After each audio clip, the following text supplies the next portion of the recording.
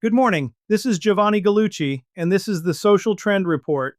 With me, like every Tuesday, Rachel Donovan. Morning, Giovanni. Good to be back. 3 this week, and not one of them is the thing your feed already chewed to death.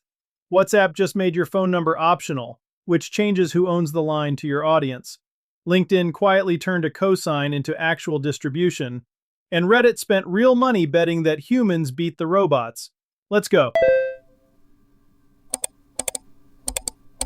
So this is the one I couldn't scroll past. WhatsApp opened up usernames on June 29th. People can finally message without handing over a phone number, and there's an optional key that gates who gets to reach you first. What's the operator read, Gio? The read is that the most used messaging app on Earth just turned into a place you can run a real audience.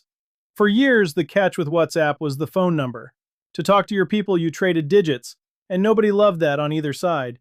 Take the number out, and a private channel stops being a privacy problem and starts being an asset. An asset how? Be specific. It's a line to your audience that no algorithm sits in the middle of. When you post to a feed, a machine decides who sees it. When somebody opts into your channel by username, you reach them directly, every time. You stop renting access to your own people. I hear build an email list energy in that. Same logic, faster medium.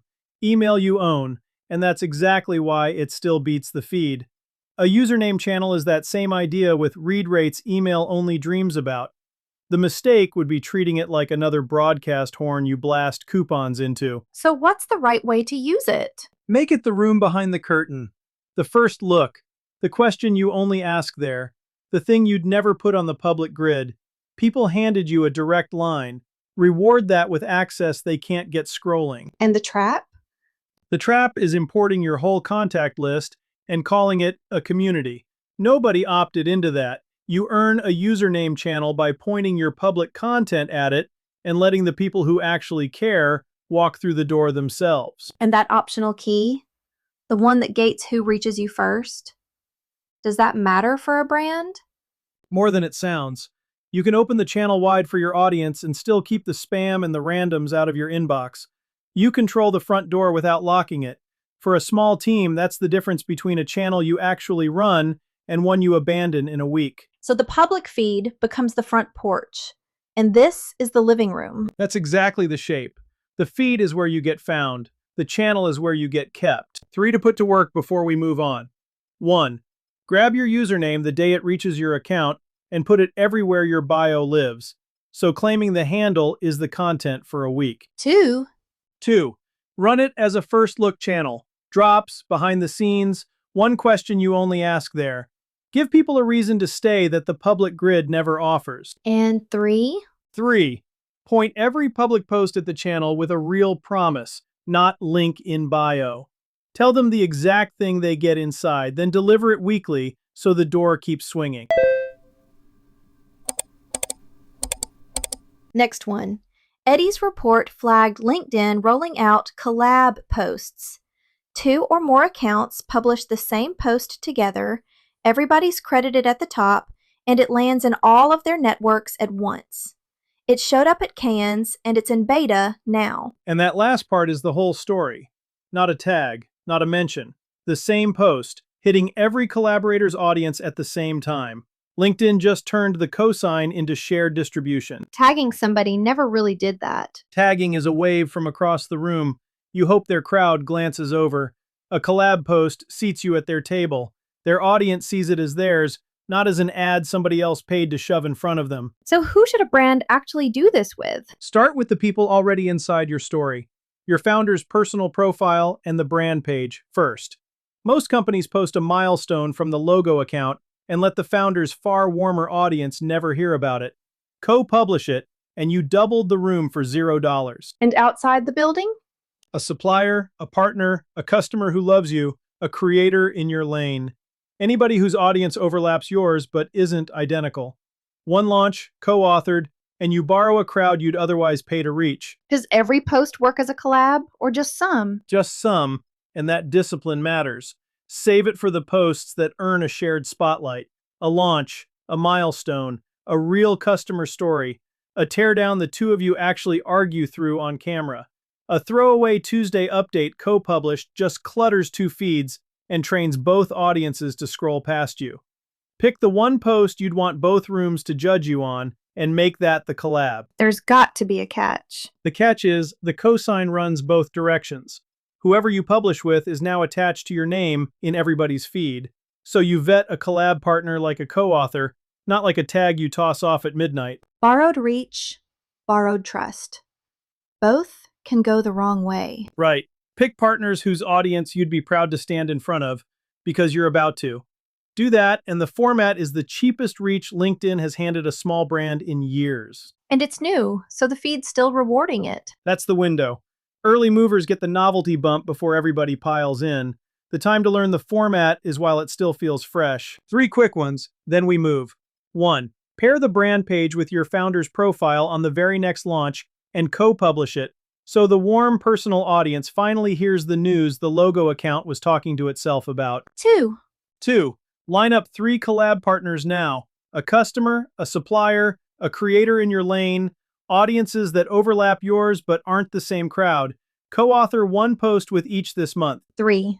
3. Before you publish with anyone, read their last 10 posts. You're co-signing their feed as much as your own, so pick the partner you'd happily stand next to, then ride the novelty while it lasts. Last one. And it's a current, more than a single headline. Travis and Eddie both caught it. Reddit launched a campaign called People Are the Best.